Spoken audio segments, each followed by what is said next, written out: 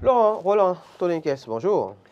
Ahmed Arikpa, bonjour. Amis téléspectateurs, amis internautes, bonjour. Bienvenue. Merci. Avec les téléspectateurs ont évidemment pu remarquer votre entrée fracassante, tonitruante et tout ce qui tourne autour. Bon, j'ai eu beaucoup d'énergie ce matin, c'est tellement. Ça se voit, ça se sent, au travers des reniflements, entre autres. Mais je me réjouis qu'on soit deux à, à être en mode reniflement ce matin. On comprendra qui pourra. Allez, démarrons par Matin Libre. Laurent, Roland, Toninkès, au détour du Conseil des ministres hier, Matin Libre propose ce titre, en tout cas, suspension du classement des départements aux examens scolaires. Le gouvernement crée une autre polémique. Oui, j'ai pu voir la loupe qui a écrit que c'est source de déviance le classement au niveau des départements. Oui. Je me pose la question. Je crois que cette manière de fonctionner du gouvernement, parfois, je n'approuve pas tout le temps parce que au lieu de régler les problèmes, on veut prendre des décisions pour empêcher certaines choses. C'est-à-dire que, quand vous regardez les classements de des départements, du point de vue résultat pour les examens nationaux, vous vous rendrez compte que dans certaines régions, il y a des problèmes à régler. Et donc, ces problèmes à régler, c'est peut-être manque de matériel, c'est peut-être un manque de motivation pour les enseignants qui sont dans ces régions, c'est peut-être un certain nombre de facteurs qui occasionnent cet état de choses. Et donc, la meilleure option, c'est de régler les problèmes qui existent. Il y a des localités dans lesquelles les enfants qui sont allés au CM2 n'ont pas eu un bâtiment aussi avec des matériaux définitifs, avec peut-être dans des bâtiments précaires, et puis parfois, quel est je dirais, l'enseignement qu'on donne à ces enfants, un certain nombre de facteurs qu'il faut peut-être chercher à régler, plutôt que de dire qu'on ne va plus donner les classements au niveau de chaque département. Moi, j'insiste sur le fait qu'il faut le faire. Il faut le faire. Par exemple, quand on voit un peu les enfants qui n'ont pas donné de bons résultats au niveau de l'Atlantique, il faut chercher à savoir qu'est-ce qui justifie cela. Alors, quand on prend le CEP, par exemple, il y a que, les gens disent, au lieu de panneaux solaires, les gens, énergie solaire, je crois, les gens auraient écrit énergie scolaire sur les preuves pour les enfants. Et dans certains départements, les examinateurs ont eu la présence d'esprit de corriger ça pour ces enfants. Mais dans d'autres départements, les gens n'ont pas eu la présence d'esprit de corriger ça pour les enfants. Et ça, peut-être, a fait que peut-être certains enfants dans ces départements ont manqué d'un point ou de 0,50 qui a peut-être joué sur... Qui aurait permis d'être admis. Voilà, et non seulement ça, qui aurait permis même que les enfants, oui, voilà, d'être admis, mais aussi qu'on y voit peut-être les meilleurs aussi. À cause d'un point, vous ne pouvez pas perdre la place du meilleur au Bénin. Donc, il y a certains nombre de facteurs qu'il faut regarder. Il faut régler les problèmes. Moi, je ne pense pas. On veut toujours prendre pas un raccourci pour régler les problèmes. Alors, quand on le fait, les problèmes restent toujours. Parce que vous avez dit que, OK, il n'y a plus le classement, d'accord. Ça veut dire que quoi? L'année prochaine, les gens vont à l'examen. On ne sait pas quel département donne le meilleur taux. D'abord, même, les gens ne sont plus motivés, ne sont plus sous pression. Parce qu'en fait, cette manière de donner les résultats par département, de donner les pourcentages, fait que certains enseignants dans ces milieux se remettent en cause. Et sachant bien qu'ils peuvent se faire taper dessus à tout moment par le gouvernement, ils font l'effort de se corriger. Eh bien, vous l'avez si bien dit tout à l'heure, Laurent Roland Toninkès, avec le quotidien La Loupe. On peut lire par exemple publication dans des examens scolaires, puis de classement des départements au Bénin. La pratique manque de pertinence au regard des disparités dans les conditions d'apprentissage d'un département à l'autre. Donc, ce que dit le gouvernement, c'est que finalement, les conditions justement d'apprentissage ne sont pas les mêmes au niveau des départements. Donc, il n'est pas bien séant finalement et pas très pertinent de vouloir comparer les résultats. Peut-être qu'il faudrait, comparer les résultats d'une année à une autre par département, mais chercher à comparer justement plusieurs départements alors qu'on sait que les conditions de travail ne sont pas les mêmes au niveau de ces départements, manque de pertinence. C'est la position du gouvernement sur le sujet. Écoutez, vous parlez de conditions d'apprentissage. Le même gouvernement qui estime que justement cela est source de déviance de la part de certains acteurs de l'éducation. Écoutez, quand vous parlez de conditions d'apprentissage, qui met en place les conditions d'apprentissage pour les enfants? C'est le gouvernement. D'accord? Si nous estimons que dans le département de l'Atakora, les conditions ne sont pas réunies, c'est la faute à qui? Qui doit régler ça? C'est le gouvernement. Alors, on veut attribuer cette responsabilité-là à qui? Moi, j'estime fondamentalement que le verre dans le fruit, disons les choses telles que ça se présente. Les conditions d'apprentissage, c'est du ressort de qui? Du pouvoir en place. C'est dans ce pays qu'un enseignant est allé passer service dans la bourse, on l'a sanctionné. Et pourtant, ce qu'il a fait, ce n'est pas lui qui a inventé. C'est les conditions dans lesquelles il a travaillé toute une année. Donc, moi, je pense sincèrement que réglons les problèmes plutôt que de chercher des raccourcis. Parce que nous serons là et dire qu'on ne va plus classer par département, d'accord? Mais l'année prochaine, le niveau va chuter. Parce que les enseignants n'auront plus de motivation. Dans une certaine mesure, on ne veut pas leur donner de motivation, on ne veut pas les encourager, on ne veut pas créer les conditions pour travailler, bien travailler. Et puis après, chacun dans son coin fait ce qu'il peut. À la fin de l'année, si on a 10%, on a 10% en plan national, ça continue. Parce que vous avez dit, oui, on ne va plus publier les pourcentages et que c'est sous des déviances de la part de certains acteurs. Écoutez, l'acteur qui fait son travail va se mettre en valeur. Si j'ai un enfant de classe de terminale, des enfants de terminale C, et que tous les enfants sont admis, et que de ce point de vue, d'ailleurs même c'est dans mon lot qu'on trouve le premier au bac C, je vais me vanter, je me mettrai en valeur. Et si l'État n'est pas d'accord, je suis prêt à peut-être aller déposer, demander au privé de me prendre, parce que les privés, ils savent que s'ils me prennent peut-être, on a vu un enseignant qui a donné successivement 2 premiers à l'OCOSA. Alors, donc quelqu'un qui fait son enfant, si on fait son travail, il fait son effort là, où l'enfant réussit là, oui, c'est vrai que quand on parle de déviance, c'est peut-être sur d'autres points. Peut-être que des enseignants seront tentés de donner des épreuves à des enfants dans leur localité pour d'y traiter après. C'est peut-être de ça qu'ils sont en train de parler. Mais écoutez, qui propose des épreuves? Si je suis enseignant et que je propose mon épreuve, je suis parmi ceux qui doivent proposer les épreuves là. Donc vous voulez que je propose des épreuves et que peut-être que je n'aille pas peut-être faire des exercices avec mes enfants dans la matière avec des exercices similaires? Qui est con? Si eux étaient à la place des enseignants, ils ne vont pas le faire. Donc je pense sincèrement qu'il y a des problèmes à régler. Au-delà des déviances dont on parle, où les gens peuvent donner des épreuves dans les coulisses ou peut-être pour arranger tel ou tel département, je pense sincèrement, et d'ailleurs même quand vous prenez les épreuves, tout ce que nous voyons comme épreuves là, écoutez, regardez dans les années antérieures, c'est pratiquement la même chose qui reviennent sous d'autres formes. Donc l'enseignant qui essaie de traiter toutes les épreuves avec les enfants au cours de l'année, qui fait bien son travail, est sûr que son élève s'en sortira. Maintenant, concernant les conditions, j'insiste là-dessus, conditions d'apprentissage, c'est du ressort de l'État. Si l'État cherche un raccourci pour dire que les conditions ne sont pas réunies partout et que les conditions diffèrent d'un département à un autre, c'est une fuite en avant. Allez régler les problèmes du système éducatif. Il faut régler absolument les problèmes donc, du système éducatif et je pense d'ailleurs qu'en aucun cas le gouvernement ne se dédouanerait par rapport à ce devoir. Après, c'est voilà, la position du gouvernement sur le sujet. La question que je me pose après, c'est comment on s'y prend en fait pour empêcher je sais pas, les gens de faire ce classement, je sais pas. Enfin, oui, justement. Ce sont des questions que je me pose c'est un peu comme si... Depuis hier, je me pose des questions. Comment on fait pour empêcher les gens de faire ce classement, je sais pas. Parce que les chiffres sont connus. Non, mais finalement, on va dire maintenant de ne plus classer les enfants dans les classes. Parce que peut-être que quand l'autre est premier, l'autre est frustré et il est timide, il ne veut plus travailler. Donc, il ne faut plus faire le classement premier, deuxième dans les classes. Et donc, tout le monde travaille. Les notes, là, on ne veut plus classer. Parce que les conditions ne sont pas les mêmes. Oui, peut-être que l'autre a... De foyer à un autre. Voilà. Voilà, nous y sommes. Bon, on verra. Allez. Oh, ben. On verra bien. On verra bien. Poursuivons avec un autre fait d'actualité, Laurent Roland Tonné-Ikes, si vous le permettez. Situation politique et sécuritaire dans l'espace CEDEAO, on en parlait d'ailleurs, je pense que c'était le mardi.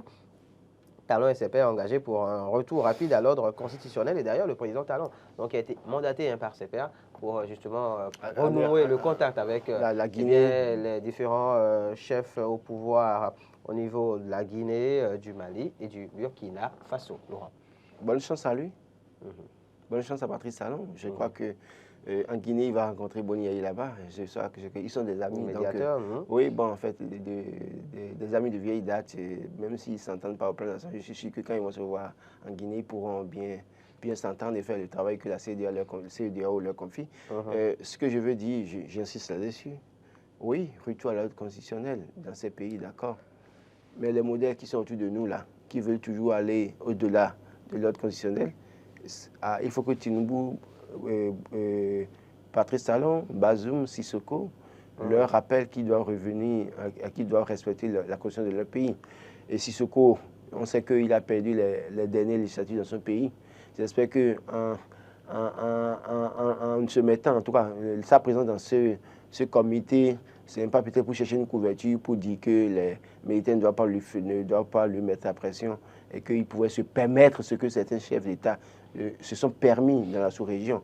Parce que, oui, vous savez, ces chefs d'État de la CEDEAO, ils sont souvent des fins stratèges, hein, c'est-à-dire que ils font la promotion, ils sont en train d'aller rencontrer les gens pour dire qu'ils ne veulent pas de jeunes au pouvoir. En fait, c'est pour dire en même temps, dans notre pays aussi, on ne veut pas de militaires de coup d'État. Parce qu'ils savent peut-être que pour certains parmi eux vont toujours continuer à poser des actes anticonstitutionnels. Ils savent que parmi eux, il y en a qui vont continuer à primer la population, à priver la liberté fondamentale dans leur pays. Et donc, sachant que le sort, ce qui est arrivé au président Mali, ce qui est arrivé à Kaboré, ce qui est arrivé à Condé, pourrait lui arriver, et ils prennent fait cause pour la situation pour dire non, plus de coup d'État, allez voir les gens au pouvoir pour négocier le retour à l'ordre constitutionnel. Écoutez, ils vont le faire, mais s'ils ne le font, ils ne respectent pas l'ordre constitutionnel dans leur pays, ceux qui vont réagir vont réagir. S'ils ne gèrent pas bien le pays, dirigent pas leur pays, ceux qui vont réagir vont réagir. Nul ne saurait taper les gens ou frapper les gens, les empêcher de pleurer encore. Écoutez, on dit, vous êtes président, les gens, le peuple vous a fait confiance. Vous venez, c'est vous qui pensez que vous avez tout pouvoir et que vous pouvez vous permettre tout. Les gens réagissent maintenant, parce que les peuples, c'est les civils, ils n'ont rien sous la main, ils n'ont rien pour pouvoir aller contre vous. Et d'ailleurs, le pire, c'est que quand ces peuples commencent à se révolter, revendiquer, on envoie les forces de l'ordre tirer sur ces peuples. Et c'est parfois ça qui fait que même, parce que les forces de l'ordre qui tirent là, ils ont des gens, des parents dans le peuple. À un moment donné, même ils sont débordés, ils sont obligés de se tourner vers... de se retourner, en fait. Oui, de se mettre du côté du peuple et maintenant vous déloger. Donc, oui, Bazoum fait son travail si bien. Il a frôlé un coup d'État. Sissoko a frôlé un coup d'État en 2022. Je suis d'accord que ce n'est pas une bonne chose, le coup d'État. Mais en faisant ce travail en Guinée, au Mali, au Burkina Faso, qui se disciplinent eux-mêmes dans leur pays. C'est la seule condition pour éviter le coup d'État en Afrique. Pour l'heure, ça va. Quand on voit ces chefs d'État dont il s'agit au niveau de la Troïka, pour l'heure, ça va. Ça va. Oui. Enfin, le nouveau président nigérian, ça va. Tinubu vient d'arriver. Bazoum, ça va. Tinubu vient d'arriver. Tinubu, c'est un développeur, il faut le reconnaître ici hier avec quelqu'un qui est au Nigeria qui dit, mais il a vraiment développé. Voilà, Abuja. Non, Lagos. Il a tellement développé Lagos. C'est un développeur. Et il sait bien que dans son pays, là, il y a des coups d'État qui ont eu lieu par le passé. Donc, si lui-même, là, c'est parce qu'il a développé Lagos, qu'il est un un homme d'affaires accompli, et qu'à la tête du pays, il va confondre ses intérêts personnels avec l'intérêt du pays.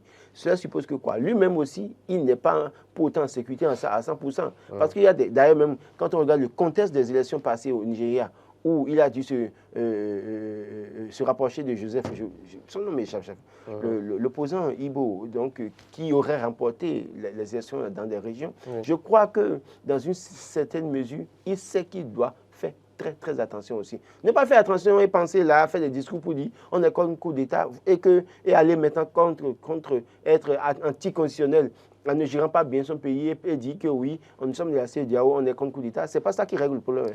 Qui se disciplinent eux-mêmes. En tout cas, c'est un sujet sur lequel on reviendra dans les prochains jours, peut-être en début de semaine prochaine. Laurent Roland, Tony Nkes avec quelques consultants en question de relations internationales. Autre fait d'actualité, Laurent Roland, Tony Nkes, ce matin abordé par les quotidiens. Intéressons-nous à la une du quotidien Le Matinal, notamment, après une résistance inutile à l'Assemblée nationale, l'opposition se plie aux injonctions de la Cour. C'est heureux qu'ils finissent par proposer les noms pour les postes de secrétaire permanent. Il s'agit des membres du Parti des démocrates. Oui, c'est heureux qu'ils le fassent enfin. Moi, c'est ce que je dis depuis. Je n'ai pas encore changé de position. Jusqu'à hier encore, je n'ai pas changé. Il ferait mieux de proposer. Il vaut mieux être présent avec une minorité dans les groupes parlementaires, commissions permanentes de l'Assemblée nationale, plutôt que d'être absent. Et sur ce, je leur dis bravo. Maintenant, il reste les instances régionales. Il faut qu'ils fassent l'effort de pouvoir ces postes également. Adapter, il faut qu'ils adoptent l'attitude du caméléon. D'accord? S'adapter à toute situation qui se présenterait à eux. C'est la meilleure option. Plutôt que de vouloir tirer. Vous allez tirer. Le peuple est même fatigué parfois des bruits politiques aujourd'hui. Les gens ne mangent pas à leur faim.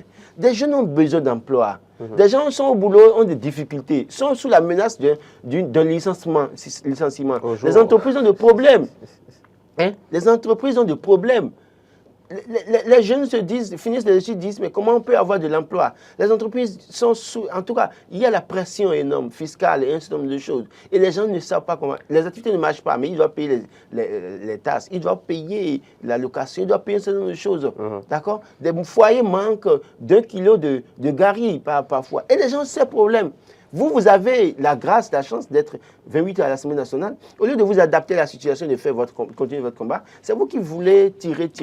Il s'agit de tirer justement afin de permettre dans un futur proche à ces ménages de ne plus manquer justement du kilo de gari. Non, attention, ce dont on parle, c'est allons-y terre à terre. Écoutez, les commissions permanentes, c'est au sein de ces commissions que sont discutées les questions essentielles de la vie des Béninois. Donc il s'agit d'être bien positionné, d'être bien représenté dans ces commissions. Il ne s'agit pas juste d'être présent. Les gens ne veulent pas vous donner la bonne position. Le peu que vous avez peut contribuer à jouer un rôle. Oui, sauf qu'il faut pousser assez loin. Quitte à finalement, faire avec le seul poste. Une fois qu'ils ont dénoncé et que les Béninois sont déjà informés suffisamment, c'est déjà bon.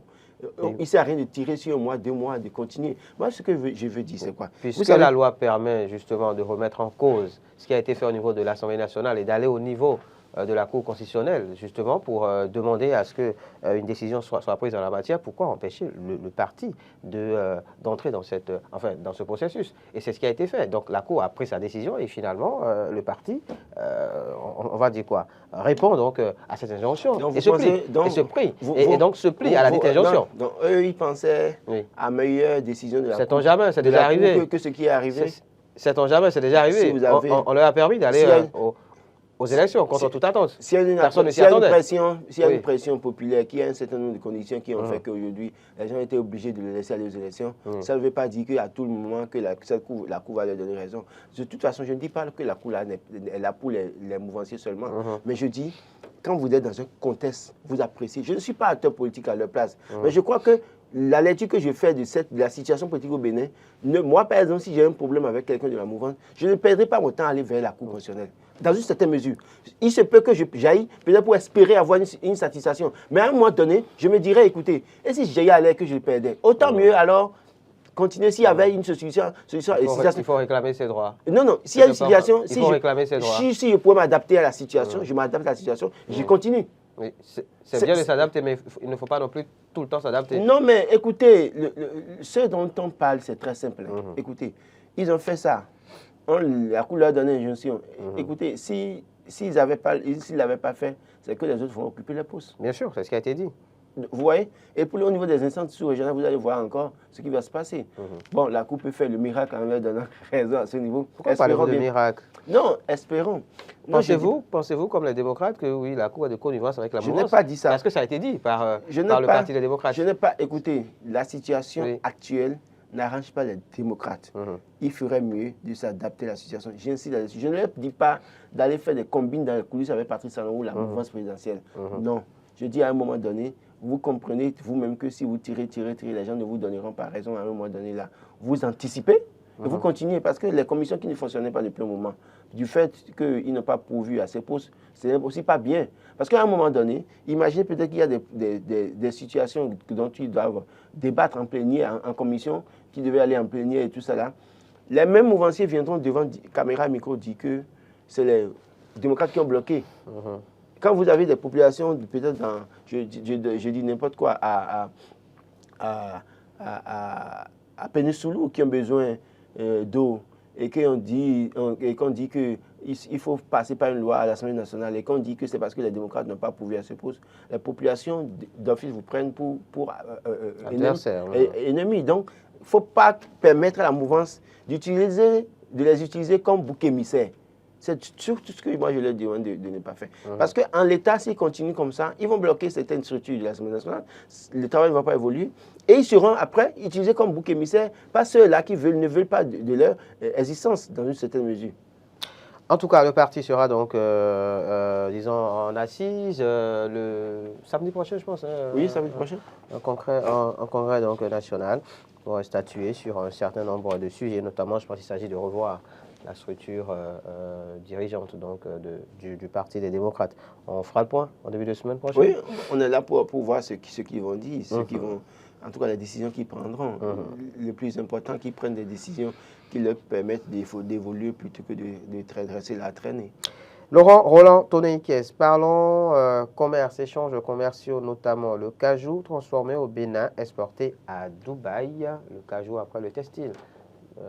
Pour faire un clin d'œil à la GDIZ de Laurent Roland Tonneikes. Oui, c'est une bonne nouvelle que de savoir que le cajou maintenant transformé au Bénin est exporté. Ça crée de l'emploi dans notre pays. Et comme je m'amuse à le dire, je ne suis pas un adversaire politique de Patrice Talon, encore moins un ennemi de Patrice Talon. Je suis un citoyen. L'a-t-on jamais dit? Non, parce qu'il y a de ces personnes, peut-être, entre griffes, excusez-moi le terme, parce que je le dirais, et je le dis, ça peut les choquer, ignorants qui pensent que je suis un acteur politique opposant de Patrice Talon. Je ne suis pas un acteur politique opposant de Patrice Talon, et je ne suis pas un ennemi de Patrice Talon. Je suis un citoyen qui veut le développement de ce pays, mais en tenant compte du respect des libertés fondamentales dans une certaine mesure. Et sur la question, je peux ne pas être d'accord avec Patrice Talon, mais sur la question du développement, je le dis, ça peut me faire valoir, perdre des amis. D'ailleurs, j'en ai perdu plein, c'est pas moi mon problème. Mais je pense que sur la question du développement, il faut décerner un satisfait à Patrice Talon sur certaines questions essentielles. Écoutez, jeudi aujourd'hui.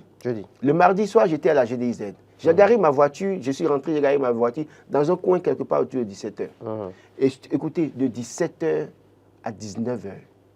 Je ne voyais rien que des jeunes sortis de la maison. Rien que des jeunes sortis de la maison. Je vous dis de 17h à 19h, comptez le nombre d'heures. Rien que des jeunes sortis de la maison, quitter le boulot. Et quand j'ai regardé, j'ai réfléchi tout ça là. Parmi eux, il y a des gens qu'on aurait pu, dans la situation, traiter de délinquants. Quand vous le voyez, le posture aussi déjà. Mais qui travaillent. Ça veut dire quoi? Une question de sécurité est réglée quelque part. Et quand j'ai regardé tout ça, j'ai dit au-delà de tout, oui, Patrice Talon sur certaines questions, sur certaines réformes, on peut ne pas être d'accord avec lui. Moi, je ne suis pas d'accord avec lui sur certaines choses. Et je ne le dirai jamais assez. Ça peut déranger. Qui ça peut déranger? Mais sur la question du développement sur un certain point, je crois que Patrice Talon est à célébrer. Ça ne veut pas dire que, quand il est à célébrer, que ces clébés vont penser que, bon, finalement, ils peuvent se permettre tout. Hein. En réalité, il est à célébrer, continuer dans la droite ligne pour permettre à ce que de l'emploi soit créé dans ce pays. Le coton est transformé. Ça veut dire quoi? On fait des Lacoste déjà avec le coton béninois. Tout bon béninois patriote ferait mieux, même si on est contre Patrice Talon, d'aller acheter ces Lacoste et de les porter. Plus la demande de plan local est forte, plus ils vont changer, ils vont transformer une grande quantité de coton au plan national, plus ils auront besoin de personnel, et plus ça va apporter de la devise dans notre pays. Et je crois que moi, je n'hésiterai pas à apporter dans les prochains jours ce Lacoste, ce t-shirt Made in Benin, et faire photo. Ça peut déranger ceux qui savent déranger. Comme je le dis, je ne suis pas opposant. Alors, donc pour dire quoi? Achetez-en deux pour. Il n'y a pas de souci. Pour vous et moi. Êtes-vous prêt à faire la photo, à faire la promotion avec moi sur les réseaux sociaux? Parce que moi, je le ferai. Comme je le dis, je n'attends rien de Patrice Talon et ce n'est pas mon problème. Moi, je veux qu'on crée de l'emploi dans mon pays. Donc, quand je vois ces jeunes-là, si l'entreprise ferme demain matin, c'est des centaines de jeunes qui seront à la maison. Absolument, absolument. Donc, on doit travailler à ce que, Béninois maintenant, nous commencions par consommer ce qui est produit sur ce site-là pour permettre à ce qu'il y ait plus de demandes, plus la demande augmente, plus le coton béninois sera transformé au plan local, plus ça va créer de la richesse et donc, ça participe à l'économie, à la croissance de notre économie. Quand je prends le cajou qui était envoyé brut à l'extérieur, je dis, c'est transformé. C'est vrai. Maintenant, c'est transformé. Qui transforme? Il y a des expatriés qui transforment. Mais il y a des Béninois aussi qui sont recrutés là. Dans une certaine mesure. Sur d'autres questions, je ne peux pas être d'accord. Par exemple, sur la question du soja, je ne suis pas d'accord avec la manière dont ça a été géré parce que ça a contribué à appauvrir certains paysans. Disons-le haut et fort. Ça peut déranger. De la même manière que je félicite, je vais dénoncer la manière dont le soja a été géré où ça a contribué à l'appauvrissement des paysans dans nos champs, où des camions de soja sont stationnés, où des propriétaires de camions ont vu leurs camions stationnés pendant 3 mois, alors que ça pourrait leur permettre de gagner de l'argent, stationnés pendant 3 semaines, alors qu'en une semaine déjà, c'est déjà 1 million, 2 millions qu'ils peuvent rentabiliser, mais à cause du soja dans les camions sont stationnés pendant 3 semaines, ça joue énormément sur les transporteurs. C'est des problèmes à régler. Sur ces questions, je ne suis pas d'accord, mais je pense qu'en l'état, si on doit revoir, il y a possibilité de revoir comment est-ce qu'on fonctionne. Et déjà aussi, revoir le traitement. Ce n'est pas parce que je dis qu'on crée de l'emploi qu'il faut se permettre de payer n'importe quoi aux gens, ne pas les déclarer. Il faut bien les payer, il faut les déclarer. Mais sur la question des transformations au plan local qui pourraient contribuer à créer de la richesse et de l'emploi, je dis bravo au gouvernement de Patrice Talon. Un bravo aussi à dire peut-être ici au gouvernement, ou en tout cas une bonne nouvelle pour les enseignants contractuels de l'État admis à l'évaluation diagnostique. Laurent Roland Tononiquès, la priorité, on parle reversement donc des enseignants contractuels de l'État admis à l'évaluation diagnostique. Le gouvernement définit les modalités. Oui, c'est une bonne chose que de savoir que ces enseignants seront reversés. Bon, maintenant, moi, je me pose toujours une question. C'est vous qui avez envoyé les gens sur le terrain, qui les avez formés, qui avez fait un test à ces personnes-là, qui avez reconnu leurs compétences. C'est pour ça que vous les avez envoyés sur le terrain pour enseigner. Ils sont en train d'enseigner peut-être pour certains 1 an, 2 ans, d'autres c'est 2 ans, 3 ans. Alors, sur quelle base maintenant, ces gens ont déjà enseigné, ont déjà l'expérience pendant moi, et vous dites encore qu'il faut évaluation et diagnostic. Ça veut dire que vous doutez de leurs compétences? Je me pose la question. Moi, je pense que la meilleure option, c'était de les reverser sans les stresser encore plus. Parce qu'ils ont déjà donné le maximum qu'ils pouvaient donner à ce pays-là, en essayant, en travaillant dans ces conditions-là depuis 1 an, 2 ans, 3 ans. Bon, maintenant, c'est vrai que le nombre qui existe sur le terrain, c'est certainement pas le nombre qui sera reversé. Et donc, peut-être que cette évaluation permettra de prendre les meilleurs. Justement, de prendre les meilleurs. Choisir les meilleurs. Oui, mais moi, parmi tous ceux qui aspirent justement à devenir enseignant. Je crois qu'on peut prendre les gens en tenant compte du degré d'ancienneté. Par exemple, quand on veut prendre... C'est vrai qu'on a beau être ancien, l'ancienneté ne justifie pas forcément ou ne témoigne pas forcément. Ou n'octroie pas forcément quand je dis ça, bien de la qualité. Quand je dis ça, écoutez, quand ils vont faire... de qualité. En temps normal, ce n'est pas une évaluation. Savoir-faire. Je suis d'accord, mais ça dit, quand vous reversez les gens, c'est l'État qui forme les enseignants. Donc, ceux que vous recrutez, vous pouvez les former. Vous pouvez les former, ce n'est pas impossible. Donc, prévoyez peut-être un plan de formation pour ces enseignants-là. Et puis là, vous reversez les premiers qui ont fait le sacrifice. Parce que parmi eux, il y a des gens qui ont commencé, qui ont fait énormément de sacrifices. Ce n'est pas ceux qui sont venus peut-être au cours de cette année scolaire qui est en train de finir et qui ont peut-être eu des situations un peu arrangées. Non, les premiers qui ont fait le sacrifice, je crois que ces premières personnes qui ont fait ce sacrifice méritent d'être encouragées autrement. On les recrute et puis on met en place un plan de formation dans une certaine mesure. C'est possible. Bon, maintenant, comme c'est le gouvernement qui veut faire son évaluation, allons-y. Laurent Roland Tononiquès, avec la priorité, on peut également dire ce matin anniversaire du professeur Joël Aïvor en prison. Nicéphore Soglo, l'ancien président de la République, crie son désarroi. Je le redis ce matin, à un moment donné, quand quelqu'un vous offense et qu'on vous dit de pardonner la personne, il y a un timing pour le faire. Quand vous passez ce timing, ce temps-là, à un moment donné, vous le faites, ça n'a aucun impact, aucun effet dans la société. C'est pour dire quoi? S'il y a quelqu'un sur ce territoire national, le Bénin, qui a la possibilité de prendre une décision, de pardonner Joël Aïvor et Ricky Amadougou en l'état, je crois que le moment s'y prête bien. Au-delà, ce moment passé, ça n'aura plus d'effet. Je dis, il y a des affaires qu'on a connues par le passé dans ce pays où des gens étaient en prison. On demandait pardon, et ce chef d'État ne voulait pas pardonner. Au moment où il a fini par dire je pardonne, c'était trop tard. Ce qui fait qu'à un moment donné, son image était déjà totalement dégradée au sein de l'opinion nationale, au point où, malgré le pardon, ça n'a eu aucun effet. Donc, en l'état, là où nous sommes là, je pense qu'il y a possibilité de très vite prendre une décision, faire une déclaration pour dire sortez Joël Aïvor, Ricky Amadougou, Tigo Obou, un certain nombre de personnes de la prison, je pardonne, allons-y, au nom du peuple, je pardonne, et qu'on finit de faire ça, et on dit maintenant, retrouvons-nous autour d'une table pour négocier, ça aura d'effet maintenant, et ça va les repositionner. Maintenant, ne pas le faire et penser que oui, bon, écoutez, on peut le faire à la fin du mandat ou à un an de la fin du mandat, le temps ça pourrait être trop tard. Parce que les Béninois diront, mais écoutez, au finish, à quoi bon? Je pense sincèrement ça. Et puis d'ailleurs, seul Dieu est maître des temps et des circonstances. Pendant que vous êtes là, encore là, et que vous avez le souffle de vie, faites tout ce que vous pouvez faire pour apporter la paix autour de vous, plutôt que de dire, je le ferai dans 2 ans, dans 3 ans. Nul ne sait quand. J'en ai fini. Nul ne connaît le jour ni l'heure. Voilà. Laurent Roland Toneike, sur le même sujet, les 4 vérités. Ce matin, pour la libération des exilés et acteurs politiques en prison, El Hadj Maleh Rossou propose la solution. Il invite les députés de l'opposition et ceux de la mouvance à une synergie d'action. Quelle synergie d'action voulez-vous des gens qui ne s'entendent pas politiquement? Vous savez, il y a des gens autour de Patrice Talon qui sont députés à l'Assemblée nationale qui n'ont aucun intérêt à ce que Joël Aïvo et Réki Amadougou sortent de prison. Et n'oubliez pas que la situation de Réki Amadougou a été provoquée par des députés. Qui à un moment donné, on dit qu'elle a écrit, qu'elle a fait ci, elle a fait ça, et puis après, et la situation qui a prévalu après, on a dit qu'elle est impliquée dans telle situation. Et qui dit que qui sait si ce n'est pas Joël Aïvo aussi, si ce n'est pas les députés qui l'ont côtoyé, qui sont allés vendre les mèches de leur conversation. D'ailleurs, on a pu voir l'un des porte-parole qui était tout le temps comme derrière Joël Aïvo, comme son ombre, n'a pas hésité à rejoindre l'Union progressiste de renouveau.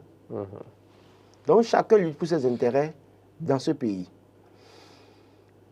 Quel député de la mouvance aura le courage de dire clairement, je ne suis pas d'accord avec la situation, libérer Joël Aïvo. Libérer Joël Aïvo et en tout cas, Amadougou. Je veux bien voir ce miracle-là. Je crois que là où se trouve le débat maintenant, ce n'est plus au niveau de députés mouvance et opposition. La solution se trouve entre les mains de Patrice Talon. Je pense.